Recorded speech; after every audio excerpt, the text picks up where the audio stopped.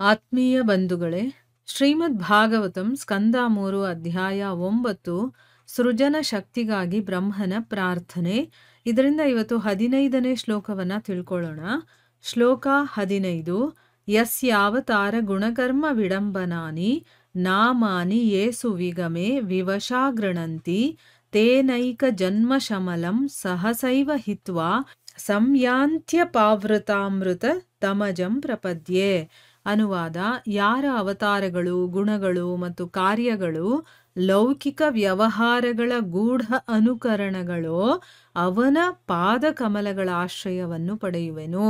ಪ್ರಾಣೋತ್ಕ್ರಮಣ ಕಾಲದಲ್ಲಿ ತಿಳಿಯದೆಯಾದರೂ ಅವನ ದಿವ್ಯನಾಮಗಳನ್ನು ಉಚ್ಚರಿಸುವವನು ಅನೇಕ ಜನ್ಮಗಳಲ್ಲಿ ಮಾಡಿದ ಪಾಪಗಳನ್ನು ನಿಶ್ಚಯವಾಗಿಯೂ ತೊಡೆದುಕೊಳ್ಳುವನು ಮತ್ತು ತಪ್ಪದೆಯ ಭಗವತ್ ಪ್ರಾಪ್ತಿ ಮಾಡಿಕೊಳ್ಳುವನು.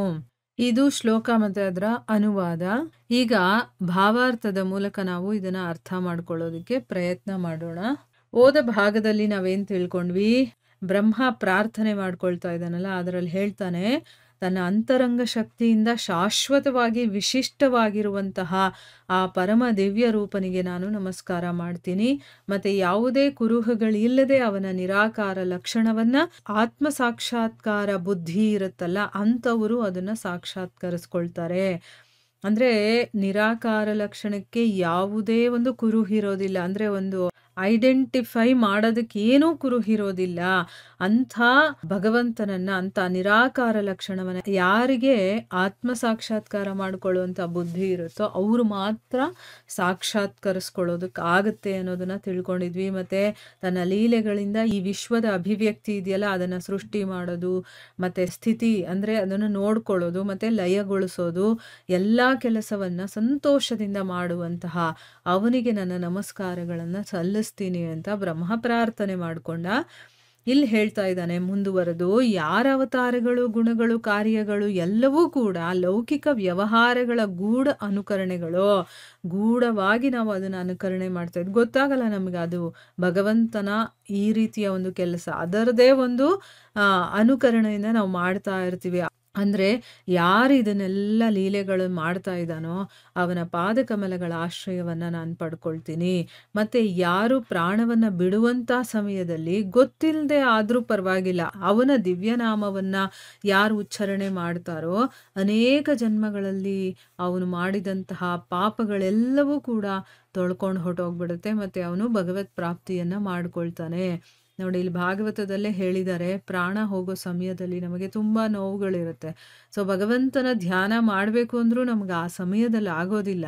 ಆದ್ರೂ ಕೂಡ ಅಕಸ್ಮಾತಾಗಿ ಯಾರಾದ್ರೂ ತಿಳಿದು ಮಾಡಿದ್ರೆ ಒಳ್ಳೇದೇನೆ, ಅಕಸ್ಮಾತ್ ತಿಳಿದೇನೆ ಆ ಭಗವಂತನ ನಾಮಸ್ಮರಣೆ ಏನಾದ್ರೂ ಉಚ್ಚಾರಣೆ ಮಾಡ್ದ ಅಂತಂದ್ರೆ ಅವನು ಬೇಕಾದಷ್ಟು ಪಾಪಗಳನ್ನ ಎಷ್ಟೋ ಜನ್ಮಗಳಿಂದ ಮಾಡ್ಕೊಂಡು ಬಂದಿದ್ರು ಕೂಡ ಅವನು ಅದನ್ನೆಲ್ಲ ಕಳ್ಕೊಳ್ತಾನೆ, ಮತ್ತೆ ಭಗವಂತನನ್ನ ಪಡ್ಕೊಳ್ತಾನೆ ಅನ್ನೋದನ್ನ ಇಲ್ಲಿ ಹೇಳ್ತಾ ಇದ್ದಾರೆ. ಈಗ ಭಾವಾರ್ಥದಲ್ಲಿ ಗುರುಗಳೇನು ಹೇಳಿದ್ದಾರೆ ಅಂತ ತಿಳ್ಕೊಳ್ಳೋಣ. ದೇವೋತ್ತಮ ಪರಮಪುರುಷನ ಕಾರ್ಯಗಳು ಭೌತ ಜಗತ್ತಿನಲ್ಲಿ ನಡೆಯುತ್ತಿರುವ ಚಟುವಟಿಕೆಗಳ ಒಂದು ಬಗೆಯ ಅನುಕರಣವೇ ಆಗಿರುತ್ತದೆ. ಅವನು ಒಂದು ರಂಗದ ಮೇಲಿರತಕ್ಕ ನಟನ ಹಾಗೆ ಇರುತ್ತಾನೆ. ಒಬ್ಬ ನಟನು ತಾನು ರಾಜನಲ್ಲವಾದರೂ ರಂಗದಲ್ಲಿ ರಾಜನ ಕ್ರಿಯೆಗಳನ್ನು ಅನುಕರಣೆ ಮಾಡುತ್ತಾನೆ. ಹಾಗೆಯೇ ಭಗವಂತನು ಅವತರಿಸಿದಾಗ ತನಗೇನು ಸಂಬಂಧಿಸದ ಪಾತ್ರಗಳನ್ನು ಅನುಕರಿಸುತ್ತಾನೆ. ಅಂದ್ರೆ ಅರ್ಥ ಏನು? ಈಗ ಭಗವಂತ ಇಲ್ಲಿ ಬಂದು ಅವನು ತನ್ನ ಲೀಲೆಯನ್ನ ತೋರಿಸ್ತಾನಲ್ವಾ, ಸೊ ಇಲ್ಲಿ ಅವನು ಮಾಡುವಂತ ಕೆಲಸ ಹೇಗೆ ಇರುತ್ತೆ ಅಂತಂದ್ರೆ, ಈ ಭೌತಿಕ ಜಗತ್ತಿನಲ್ಲಿ ನಡೀತಾ ಇರುವಂತ ಚಟುವಟಿಕೆ ಇರುತ್ತಲ್ಲ, ಅಂದ್ರೆ ಈಗ ನಾನು ತಂದೆಯಾಗಿ ತಾಯಿಯಾಗಿ ಏನೋ ಒಂದು ಕೆಲಸ ಮಾಡೋ ರೀತಿ, ನನ್ನ ಜವಾಬ್ದಾರಿ ಮಾಡ್ತಾ ಇರೋದು, ಈ ರೀತಿ ನಾವೇನ್ ಚಟುವಟಿಕೆಗಳನ್ನ ನಡೆಸ್ತೀವೋ ಅದರದ ಒಂದು ಅನುಕರಣೆ ಅವನು ಕೂಡ ಮಾಡ್ತಾ ಇರ್ತಾನೆ. ಹೇಗೆ ಅಂತಂದ್ರೆ, ಒಬ್ಬ ಆಕ್ಟರ್ ಇರ್ತಾನೆ, ಅವನು ತನ್ನ ಜೀವನದಲ್ಲೇ ಬೇರೆ ಆಗಿರ್ತಾನೆ, ಆದ್ರೆ ಒಂದು ಆಕ್ಟಿಂಗ್ ಮಾಡಬೇಕು ಅಂತ ಬಂದಾಗ ಆ ಒಂದು ಜಾಗದಲ್ಲಿ ಅವನಿಗೇನು ಪಾತ್ರ ಕೊಡ್ತಾರೋ, ಈಗ ಎಕ್ಸಾಂಪಲ್ಗೆ ಅವನೊಬ್ಬ ರಾಜನಾಗಿ ನಟಿಸ್ಬೇಕು ಅಂತಂದಾಗ ಅವನು ರಾಜ ಅಲ್ಲದೆ ಇದ್ರೂ ಕೂಡ ರಾಜ ಹೇಗೆಲ್ಲ ಅವನು ಕೆಲಸಗಳನ್ನು ಮಾಡ್ತಾನೋ, ಆ ರಾಜ ಹೇಗೆ ನಡ್ಕೊಳ್ತಾನೋ ಅದೇ ರೀತಿ ಅವನು ಕೂಡ ಅನುಕರಣೆ ಮಾಡ್ತಾ ಇರ್ತಾನಲ್ಲ, ಅದೇ ರೀತಿಯೇ ಭಗವಂತ ಕೂಡ ಇಲ್ಲಿ ಅವತಾರ ತಗೊಂಡಾಗ ತನಗೆ ಸಂಬಂಧಪಟ್ಟಿಲ್ಲದೆ ಇರುವಂಥ ಪಾತ್ರಗಳನ್ನು ಕೂಡ ಅವನು ಅನುಕರಣೆ ಮಾಡ್ತಾನೆ. ಒಬ್ಬ ಮಗನಾಗಿ ಅವನು ನಡ್ಕೊಳ್ತಾನೆ, ಒಬ್ಬ ಗಂಡನಾಗಿ ನಡ್ಕೊಳ್ತಾನೆ, ಒಬ್ಬ ಪ್ರೇಯಸಿಯಾಗಿ ನಡ್ಕೊಳ್ತಾನೆ. ಈ ರೀತಿ ತನಗೆ ಏನು ಅಲ್ಲಿ ಪಾತ್ರ ಇರುತ್ತೋ ಅದನ್ನು ಅವನು ನಟನೆ ಮಾಡ್ತಾನೆ. ಭಗವದ್ಗೀತೆಯಲ್ಲಿ ಹೇಳಿರುವಂತೆ ಭಗವಂತನು ಮಾಡಲು ಕಲ್ಪಿತವಾದ ಕಾರ್ಯಗಳಲ್ಲಿ ಅವನಿಗೇನೂ ಸಂಬಂಧವಿಲ್ಲ. ನಮಾಂ ಕರ್ಮಾಣಿ ಲಿಂಪಂತಿ ಅನ್ನುವಂಥ ಶ್ಲೋಕ ಅದು. ಅಂದರೆ ಆ ಶ್ಲೋಕ ಯಾವುದು, ಎಲ್ಲಿದೆ ಅಂತ ತಿಳ್ಕೊಳ್ಳೋಣ. 4ನೇ ಅಧ್ಯಾಯದಲ್ಲಿ 14ನೇ ಶ್ಲೋಕ, ನಮಾಂ ಕರ್ಮಾಣಿ ಲಿಂಪಂತಿ ನಮೇ ಕರ್ಮ ಫಲೇ ಸ್ಪೃಹ ಅನ್ನುವಂಥ ಶ್ಲೋಕ. ಅದರ ಅರ್ಥ ಏನು ಅಂತಂದರೆ, ಯಾವ ಕರ್ಮ ಕೂಡ ನನ್ನನ್ನು ಅಂಟೋದಿಲ್ಲ ಅಂತ ಕೃಷ್ಣ ಹೇಳ್ತಾ ಇದ್ದಾನೆ. ಆಮೇಲೆ ನಾನು ಯಾವುದೇ ಕರ್ಮ ಫಲವನ್ನೂ ಕೂಡ ಬಯಸೋದಿಲ್ಲ. ನನ್ನ ವಿಷಯದಲ್ಲಿ ಈ ಸತ್ಯವನ್ನು ಯಾರು ಅರ್ಥ ಮಾಡ್ಕೊಳ್ತಾರೋ ಅವ್ರಿಗೂ ಕೂಡ ಫಲಾಪೇಕ್ಷೆಯ ಕರ್ಮಬಂಧನ ಅನ್ನೋದು ಇರೋದಿಲ್ಲ. ಅಂದರೆ ನಾನು ಏನಕ್ಕೂ ಅಂಟ್ಕೊಳ್ಳೋದಿಲ್ಲ, ನಾನು ಯಾವುದಕ್ಕೂ ಅಟ್ಯಾಚ್ ಆಗೋದಿಲ್ಲ ಅಂತ ಹೇಳ್ತಾ ಇದ್ದಾನೆ. ಈಗ ನಾವೇನು ಮಾಡಿದ್ದೀವಿ, ಈ ಜಗತ್ತಿಗೆ ಬಂದಿದ ತಕ್ಷಣ, ಈ ದೇಹವನ್ನು ಪಡ್ಕೊಂಡಿದ್ದ ತಕ್ಷಣ ಈ ದೇಹಕ್ಕೊಂದು ಅಟ್ಯಾಚ್ಮೆಂಟ್ ಬಂದ್ಬಿಡತ್ತೆ ನಮಗೆ. ಆ ದೇಹವನ್ನೇ ನಾನು ಅಂತ ತಿಳ್ಕೊಳ್ತೀವಿ. ಮತ್ತು ಆ ದೇಹಕ್ಕೆ ಸಂಬಂಧಪಟ್ಟವರನ್ನೆಲ್ಲ ನನಗೆ ಸಂಬಂಧಪಟ್ಟಿದ್ದು ಅಂತ ತಿಳ್ಕೊಳ್ತೀವಿ. ಆದರೆ ಭಗವಂತ ಆ ರೀತಿ ಅಲ್ಲ. ಅವನು ಇಲ್ಲಿ ಕಲ್ಪನೆಗೆ ಸಿಕ್ಕಿರುವಂಥ ಕೆಲಸಗಳಾಗಿರಬಹುದು, ಅದರ ಜೊತೆ ಅವನಿಗೆ ಯಾವುದೇ ಸಂಬಂಧ ಇಲ್ಲದೆ ಇರೋ ಹಾಗೆ ಅವನು ಅಲ್ಲಿ ಆ್ಯಕ್ಟ್ ಮಾಡ್ತಾ ಇರ್ತಾನೆ. ಭಗವಂತ ಸರ್ವಶಕ್ತನು. ಕೇವಲ ಸಂಕಲ್ಪದಿಂದ ಅವನು ಯಾವುದನ್ನು ಪ್ರತಿಯೊಂದನ್ನೂ ಮಾಡಬಲ್ಲನು. ನೋಡಿ, ಇಲ್ಲಿ ಭಗವಂತ ಸರ್ವಶಕ್ತ, ಆದರೆ ನಾವು ಸರ್ವಶಕ್ತರಲ್ಲ. ಅಂದರೆ ನಮ್ಮ ಕೈಯಲ್ಲಿ ಕೆಲವೊಂದು ಕೆಲಸಗಳನ್ನು ಮಾಡಬಹುದೇ ಹೊರತು ಎಲ್ಲವನ್ನೂ ಮಾಡೋದಕ್ಕಾಗಲ್ಲ. ಆದರೆ ಭಗವಂತ ಹಾಗಲ್ಲ, ಅವನು ಸರ್ವಶಕ್ತನಾಗಿರೋದ್ರಿಂದ ಅದು ಏನು, ಅವನು ತನ್ನ ಇಂದ್ರಿಯಗಳ ಮೂಲಕ ಮಾಡಲೇಬೇಕು ಅಂತೇನಿಲ್ಲ. ಬರೀ ಅವನು ಸಂಕಲ್ಪ ಮಾಡಿಕೊಂಡ್ರೆ ಸಾಕು, ಅವನು ಯಾವ ಕೆಲಸ ಬೇಕಾದರೂ ಮಾಡೋದಕ್ಕೆ ಆಗುತ್ತೆ. ಭಗವಂತ ಶ್ರೀಕೃಷ್ಣನಾಗಿ ಅವತರಿಸಿದಾಗ ಅವನು ನಂದ ಯಶೋದೆಯರ ಮಗನ ಪಾತ್ರವನ್ನು ಆಡಿದನು. ಬೆಟ್ಟವನ್ನೆತ್ತುವುದು ಅವನಿಗೆ ಸಂಬಂಧಿಸದಿದ್ದರೂ ಅವನು ಗೋವರ್ಧನ ಬೆಟ್ಟವನ್ನೆತ್ತಿದನು. ಕೇವಲ ಇಚ್ಛಾಶಕ್ತಿಯಿಂದ ಅವನು ಲಕ್ಷಾಂತರ ಗೋವರ್ಧನ ಬೆಟ್ಟಗಳನ್ನು ಎತ್ತಬಲ್ಲನು. ಅದನ್ನು ಅವನು ತನ್ನ ಕೈಯಿಂದ ಎತ್ತಬೇಕಾಗಿಲ್ಲ, ಆದರೆ ಅವನು ಈ ಎತ್ತುವಿಕೆಯಿಂದ ಸಾಮಾನ್ಯ ಜೀವಿಯನ್ನು ಅನುಕರಣೆ ಮಾಡುತ್ತಾನೆ ಮತ್ತು ಆಗಲೇ ತನ್ನ ಅಲೌಕಿಕ ಶಕ್ತಿ ಪ್ರದರ್ಶನ ಮಾಡುತ್ತಾನೆ. ಇದರಿಂದ ಅವನ ನಾಮವನ್ನು ಗೋವರ್ಧನ ಬೆಟ್ಟವನ್ನೆತ್ತಿದವನು ಅಥವಾ ಗೋವರ್ಧನಧಾರಿ ಎಂದು ಕೀರ್ತಿಸಲಾಗುತ್ತದೆ. ಆದುದರಿಂದ ತನ್ನ ಅವತಾರಗಳಲ್ಲಿ ಅವನ ಕಾರ್ಯಗಳು ಮತ್ತು ಅವನ ಭಕ್ತ ಪಕ್ಷಪಾತ ಇವೆಲ್ಲವೂ ಒಬ್ಬ ನಾಟಕ ಪಾತ್ರ ಪಟುವಿನ ರಂಗನಟನೆಯಂತೆ ಇರುತ್ತವೆ. ಅವನ ನಟನೆಗಳು ಆ ನೆಲೆಯಲ್ಲಿ ಕೂಡ ಸರ್ವಶಕ್ತವಾದುವು. ಅಂದರೆ ಇಲ್ಲಿ ಭಗವದ್ಗೀತೆಯಲ್ಲಿ ಹೇಳಿದ್ದಾರೆ, ನಾನೇನು ಮಾಡಬೇಕಾಗಿಲ್ಲ, ನಾನೇನಾದರೂ ಮಾಡ್ತಾ ಇದ್ರು ಕೂಡ ನಾನು ಅದರಲ್ಲಿ ನಟನೆ ಮಾಡ್ತಾ ಇದ್ದೀನಿ ಅಷ್ಟೇನೆ, ಅಲ್ಲಿ ಯಾವುದ್ರ ಜೊತೆನೂ ನನಗೆ ಸಂಬಂಧ ಇಲ್ಲ ಅನ್ನೋದನ್ನ 4ನೇ ಅಧ್ಯಾಯದಲ್ಲಿ ಭಗವದ್ಗೀತೆಯಲ್ಲಿ ಹೇಳಿದ್ದಾನೆ. ಅವನು ಯಾವುದೇ ಒಂದು ಕೆಲಸವನ್ನು ಬರೀ ಸಂಕಲ್ಪ ಮಾಡೋದ್ರಿಂದನೇ ಮಾಡಬಹುದು. ಅವನು ನಮ್ಮ ಹಾಗೆ ನಮ್ಮ ಇಂದ್ರಿಯಗಳ ಮೂಲಕನೇ ನಾವು ಕೆಲಸ ಮಾಡೋಕ್ಕಾಗೋದಲ್ವಾ, ಆ ರೀತಿ ಅಲ್ಲ. ಅವನ ಸಂಕಲ್ಪದಿಂದ ಎಲ್ಲ ಮಾಡಬಹುದು. ಎಕ್ಸಾಂಪಲ್ಗೆ ಭಗವಂತ ಶ್ರೀಕೃಷ್ಣನಾಗಿ ಅವತಾರ ತಗೊಳ್ತಾನಲ್ಲ, ಆಗ ಏನು ಮಾಡ್ದ, ನಂದ ಮತ್ತು ಯಶೋದೆಯರ ಮಗನಾಗಿ ಅವನು ಪಾತ್ರವನ್ನು ಮಾಡ್ತಾನೆ. ಆಮೇಲೆ ಬೆಟ್ಟ ಎತ್ತೋದಿದೆಯಲ್ಲ, ಅದಕ್ಕೂ ಅವನಿಗೆ ಸಂಬಂಧ ಇಲ್ಲದೆ ಇದ್ದರೂ ಕೂಡ ಅವನು ಗೋವರ್ಧನ ಬೆಟ್ಟವನ್ನು ಎತ್ತುತ್ತಾನೆ. ಅವನು ತನ್ನ ಕಿರುಬೆರಳನ್ನು ಯೂಸ್ ಮಾಡಬೇಕು ಅಂತ ಏನಿಲ್ಲ, ಬರೀ ಅವನು ತನ್ನ ಇಚ್ಛಾಶಕ್ತಿಯಿಂದ ಅದನ್ನು ಎತ್ತಬೇಕು ಅಂತಂದರೆ ಸಾಕು. ಒಂದು ಬೆಟ್ಟ ಅಲ್ಲ, ಲಕ್ಷಾಂತರ ಗೋವರ್ಧನ ಬೆಟ್ಟಗಳನ್ನು ಕೂಡ ಅವನು ಎತ್ತುವಷ್ಟು ಅವನಿಗೆ ಶಕ್ತಿ ಇದೆ. ಅದನ್ನು ಅವನು ತನ್ನ ಕೈಯಿಂದನೇ ಏನು ಎತ್ತಬೇಕಾಗಿಲ್ಲ. ಆದರೆ ಇಲ್ಲಿ ಸಾಮಾನ್ಯ ಮನುಷ್ಯರು ಹೇಗೆ ನಡ್ಕೊಳ್ತಾರೋ ಹಾಗೆ ಅವನು ಮಾಡಿ ತೋರಿಸ್ಬೇಕಲ್ವಾ. ಅದಕ್ಕೋಸ್ಕರ ಇಲ್ಲಿ ಸಾಮಾನ್ಯ ಜೀವಿಗಳನ್ನು ಅವನು ಅನುಕರಣೆ ಮಾಡ್ತಾನೆ, ತನ್ನ ಒಂದು ಅಲೌಕಿಕ ಶಕ್ತಿಯನ್ನು ಅವನು ಪ್ರದರ್ಶನ ಮಾಡ್ತಾನೆ. ಈಗ ನಾವು ಬೇಕಾದಷ್ಟು ಫಿಲಮ್ಗಳಲ್ಲಿ ನೋಡಿರ್ತೀವಿ, ಭಗವಂತ ಸುಮ್ಮನೆ ಅದು ಹಂಗಾಗಬೇಕು ಅಂತ ಅಂದ್ಕೊಂಡಾಗ, ಈಗ ಏನೋ ಒಂದು ವಸ್ತು ಈ ಕಡೆಯಿಂದ ಆ ಕಡೆಗೆ ಚಲಿಸ್ಬೇಕು ಅಂತಂದರೆ ಅವನ ಕೈಯಿಂದ ಎತ್ತಿಡಬೇಕು ಅಂತೇನಿಲ್ಲ, ಬರೀ ಅವನು ಅಂದ್ಕೊಂಡಿದ್ದ ತಕ್ಷಣ ಆ ವಸ್ತು ಇಲ್ಲಿಂದ ಅಲ್ಲಿಗೆ ಹೊರಟೋಗ್ಬಿಡುತ್ತೆ. ಅಂದರೆ ಅದು ತನ್ನ ಇಚ್ಛಾಶಕ್ತಿಯಿಂದನೇ ಆ ಕೆಲಸ ಮಾಡ್ತಾನವನು.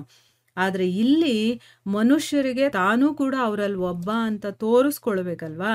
ಸೊ ಆ ಒಂದು ನಟನೆಯನ್ನ, ಆ ಪಾತ್ರವನ್ನ ಮಾಡ್ತಾ ಇರೋದ್ರಿಂದ ಅವನು ಸಾಮಾನ್ಯ ಜೀವಿಗಳು ಹೇಗೆ ಇರ್ತಾರೋ ಅದೇ ರೀತಿ ಅವನು ತನ್ನ ಬೆರಳಿನಿಂದ ಆ ಗೋವರ್ಧನ ಬೆಟ್ಟವನ್ನ ಎತ್ತಿ ತೋರಿಸ್ತಾನೆ. ಅದಕ್ಕೋಸ್ಕರನೇ ಅವನಿಗೆ ಆ ಹೆಸರೇ ಬರುತ್ತೆ, ಗೋವರ್ಧನ ಗಿರಿಧಾರಿ ಅಂತನ್ಬಿಟ್ಟು.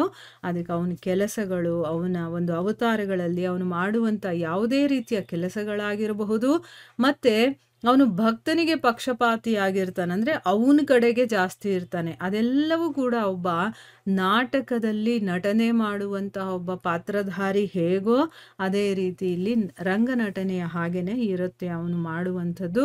ಆ ನಟನೆಗಳು ಕೂಡ ಸರ್ವಶಕ್ತವಾಗಿರುವಂಥದ್ದು. ಅದು ಏನೋ ಹಾಗೆ ಹೀಗೆ ಮಾಡಿಬಿಡಲ್ಲ ಅವನು.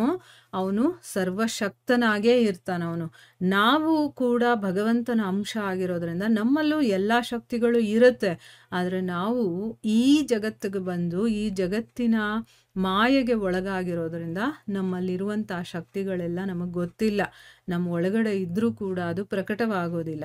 ಆದರೆ ಭಗವಂತ ಎಲ್ಲೇ ಇರಲಿ, ಯಾವುದೇ ಸ್ಥಿತಿಯಲ್ಲಿರಲಿ, ಏನೇ ಆಗಿರಲಿ, ಅವನು ಸರ್ವಶಕ್ತನಾಗಿರ್ತಾನೆ. ದೇವೋತ್ತಮ ಪರಮಪುರುಷನ ಅಂತಹ ಅವತಾರಗಳ ಕಾರ್ಯಗಳ ಸ್ಮರಣೆಯೂ ಭಗವಂತನಷ್ಟೇ ಶಕ್ತಿಶಾಲಿಯಾಗಿರುತ್ತದೆ. ಅಜಾಮಿಳನು ತನ್ನ ಮಗನಾದ ನಾರಾಯಣನ ಹೆಸರನ್ನು ಹೇಳಿ ಕರೆದುದರಿಂದ ಭಗವಂತನ ಪವಿತ್ರ ನಾಮವನ್ನು ಸ್ಮರಿಸಿದನು. ಅದು ಅವನಿಗೆ ಜೀವನದಲ್ಲಿ ಅತ್ಯುನ್ನತ ಸಿದ್ಧಿಯನ್ನು ಪಡೆಯಲು ಸಂಪೂರ್ಣ ಅವಕಾಶವನ್ನು ಕೊಟ್ಟಿತು. ಇಲ್ಲಿ ಭಗವಂತನ ಯಾವುದೇ ರೀತಿಯ ಅವತಾರಗಳು ಮತ್ತು ಅವನ ಅವತಾರದಲ್ಲಿ ಏನೇನು ಕೆಲಸಗಳನ್ನು ಮಾಡಿರ್ತಾನೋ ಅದನ್ನು ಸ್ಮರಣೆ ಮಾಡ್ಕೊಳ್ತೀವಲ್ವಾ, ಅದು ಕೂಡ ಭಗವಂತನಷ್ಟೇ ಶಕ್ತಿಶಾಲಿ ಆಗಿರುವಂಥದ್ದು. ಅಂದರೆ ಭಗವಂತ ಬೇರೆ ಅಲ್ಲ, ಅವನ ಲೀಲೆಗಳು, ಅವನ ನಾಮ, ಅವನ ಹತ್ರ ಇರುವಂಥ ಯಾವುದೇ ವಸ್ತು ಆಗಿರ್ಬೋದು, ಅವನಿಗೆ ಸಂಬಂಧಪಟ್ಟಿದ್ದು ಏನೇ ಆಗಿದ್ರೂ ಕೂಡ ಅದು ಭಗವಂತನಷ್ಟೇ ಶಕ್ತಿಶಾಲಿಯಾಗಿರುತ್ತೆ. ಇದಕ್ಕೆ ನೋಡಿ, ಇವಾಗ ಹಿಂದಿನ ಕಾಲದಲ್ಲೆಲ್ಲ ಮಕ್ಕಳಿಗೆ ದೇವರುಗಳ ಹೆಸರುಗಳನ್ನೇ ಇಡ್ತಾ ಇದ್ರು. ನಾರಾಯಣ, ಅಚ್ಯುತ, ಕೇಶವ, ಶ್ರೀನಿವಾಸ, ಗೋವಿಂದ, ಈ ರೀತಿ ಹೆಸರುಗಳನ್ನು ಇಡ್ತಾ ಇದ್ರು. ಯಾಕೆ ಅಂತಂದರೆ ಅಟ್ಲೀಸ್ಟು ಅದರ ಮೂಲಕನಾದರೂ ನಾವು ಭಗವಂತನ ಹೆಸರನ್ನು ಹೇಳಲಿ ಅಂತಂದ್ಬಿಟ್ಟು ನಾವು ಭಗವಂತನನ್ನೇ ಸ್ಮರಿಸ್ಕೊಳ್ತಾ ಇದ್ದೀವಿ, ಅವನ ಹೆಸರು ಅದಕ್ಕೆ ಹೇಳ್ತಾ ಇದ್ದೀವಿ ಅಂತ ಅಲ್ಲ ಅಂತಂದ್ರೂ ಕೂಡ ಆ ಭಗವಂತನ ನಾಮ ಇದೆಯಲ್ಲ ಅದು ನಮ್ಮ ಬಾಯಲ್ಲಿ ಉಚ್ಚಾರಣೆ ಮಾಡಿದ್ರು ಕೂಡ ಅದರದ್ದೇ ಆದಂಥ ಒಂದು ಫಲ ನಮಗೆ ಸಿಗತ್ತೆ. ಅದಕ್ಕೊಂದು ಬೆಸ್ಟ್ ಎಕ್ಸಾಂಪಲ್ ಅಂತಂದರೆ ಅಜಾಮಿಳ. ಅವನು ಭಕ್ತಿ ಇಲ್ಲ ಅಂತಂದ್ರೂ ತನ್ನ ಮಗನಿಗೆ ನಾರಾಯಣ ಅಂತ ಹೆಸರಿಟ್ಟಿರ್ತಾನೆ. ಅವನ ಸಾವಿನ ಸಮಯದಲ್ಲಿ ಅವನಿಗೆ ಯಮದೂತರು ಕಾಣಿಸ್ತಾರೆ. ಆ ಸಮಯದಲ್ಲಿ ಹೆದರ್ಕೊಂಡು ಅವನು ತನ್ನ ಮಗನ ಹೆಸರನ್ನು ಕರೀತಾನೆ, ನಾರಾಯಣ ನಾರಾಯಣ ಅಂತಂದ್ಬಿಟ್ಟು. ಆ ಹೆಸರು ಹೇಳಿದ್ರಿಂದ, ಯಾಕಂದರೆ ಅದು ಭಗವಂತನ ಪವಿತ್ರ ನಾಮ ಅಲ್ವಾ, ಅದನ್ನು ಸ್ಮರಣೆ ಮಾಡಿಕೊಂಡಿದ್ರಿಂದ ಅವನು ಅತ್ಯುನ್ನತ ಸಿದ್ಧಿಯನ್ನು ಪಡಿತಾನೆ. ಅಂದರೆ ಆ ಒಂದು ನಾಮದಲ್ಲಿ ಆ ಶಕ್ತಿ ಅನ್ನೋದು ಇದೆ. ಅದಕ್ಕೋಸ್ಕರ ಅವನಿಗೆ ಹೆಸರು ಹೇಳಿದ ತಕ್ಷಣ ಅವನಿಗೆ ತನ್ನ ಜೀವನದಲ್ಲಿ ಅತ್ಯುನ್ನತ ಸಿದ್ಧಿಯನ್ನು ಪಡೆಯೋದಕ್ಕದು ಅವಕಾಶವನ್ನು ಮಾಡಿಕೊಡುತ್ತೆ. ಸೊ ಅದಕ್ಕೋಸ್ಕರನೇ ದೇವರ ಹೆಸರುಗಳನ್ನು ಮಕ್ಕಳಿಗೆ ಇಡ್ತಾ ಇದ್ರು. ಆದರೆ ಈಗಿಡೋ ಅಂಥ ಹೆಸರುಗಳಲ್ಲಿ ನಮಗೆ ಅದರದ್ದು ಮೀನಿಂಗು ಗೊತ್ತಿರೋದಿಲ್ಲ, ಅದನ್ನು ಉಚ್ಚಾರಣೆ ಮಾಡೋದಕ್ಕೂ ಸರಿಯಾಗಿ ಆಗೋದಿಲ್ಲ. ಅಂಥ ಹೆಸರುಗಳನ್ನೇ ಇವಾಗ ಇಡೋದು. ಅದಕ್ಕೋಸ್ಕರ ಇಲ್ಲಿ ಭಗವಂತನ ಹೆಸರಿಗೂ ಕೂಡ ಅಷ್ಟು ಶಕ್ತಿ ಇದೆ ಅಂತಂದ್ಬಿಟ್ಟು ಹೇಳೋದಕ್ಕೋಸ್ಕರ ಇಲ್ಲಿ ಈ ರೀತಿ ಹೇಳಿದ್ದಾರೆ. ಇಲ್ಲಿಗೆ ನಾವು ನಿಲ್ಲಿಸೋಣ. ಹರೇ ಕೃಷ್ಣ.